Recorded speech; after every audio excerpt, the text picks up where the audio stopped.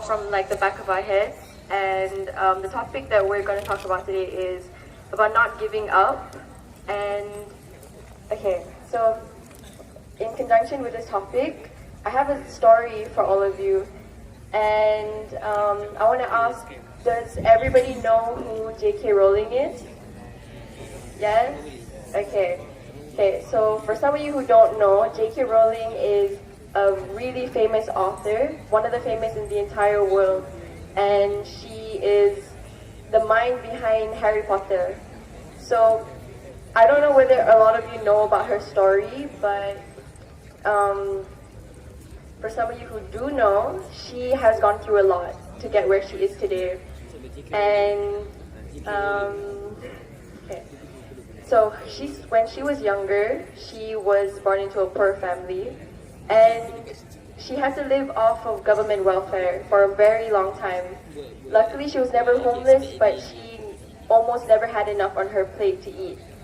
And when she was growing up, her mom was sick, and it was very hard for her.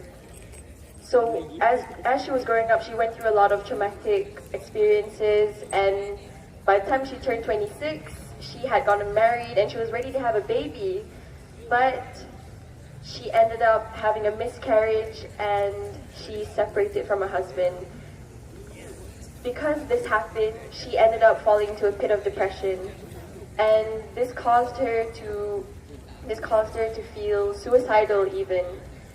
And she ended up getting professional help, and her therapist told her that she can write about how she feels. And that's how she made Dementors. She made Dementors based on her depression. And by writing about all of her experiences, she ended up writing the Harry Potter series, and that's how it all started. So when she first wrote her first book, it was rejected by almost 12 publishers. She did not get anybody's attention, and she thought that it was over for her. But one publisher said that they would publish her book, but they would only print out 500 copies. And because they thought that many little boys in Britain wouldn't read a book written by a woman.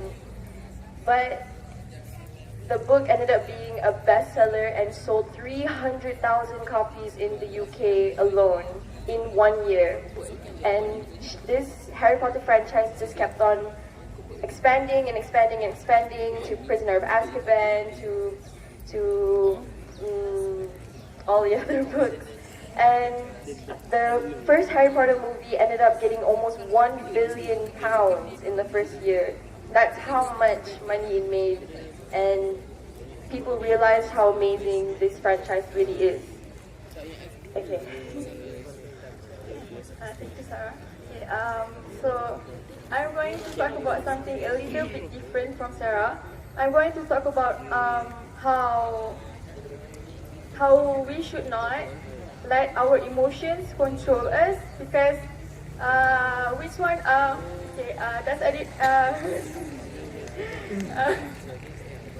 Does everyone here have Twitter? Okay, I know a lot of you guys have Twitter accounts. So what I have been noticing is that most of us, we let our love life control our emotions. We are only like teenagers, and we're not supposed to worry about all those stuff. And what I can see is that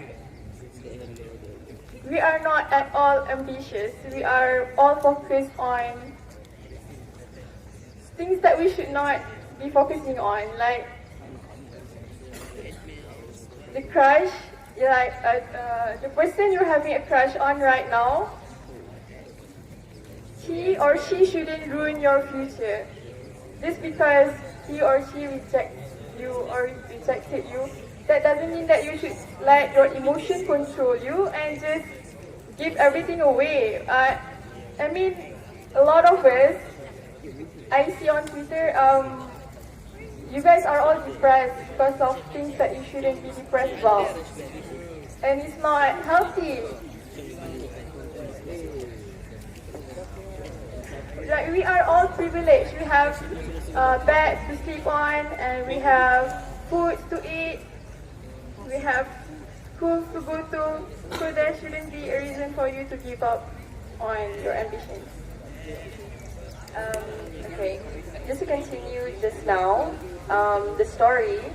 Okay, okay. What Sharifa is talking about is basically we are still really young and we have so much potential in the future, right? And all of us have a chance at life, at a really great life if we put in the work, if we put in the effort, and that's why it's really important for all of you to not not be, how to say this, like when you see on social media, it's really hard to be positive, you know. There's so many bad things going around, there's so many bad people around you, and that's why it's really important for you to stay positive and to be prepared for the future and to never give up, basically.